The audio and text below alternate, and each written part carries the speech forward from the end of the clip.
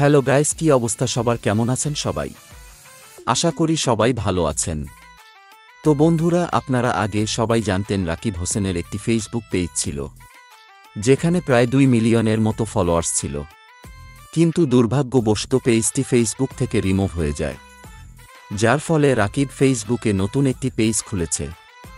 পেজটির কি নাম দিয়েছে তা দেখাবো আমাদের আজকের এই ভিডিওতে। তো চলুন ভিডিও শুরু করা যাক।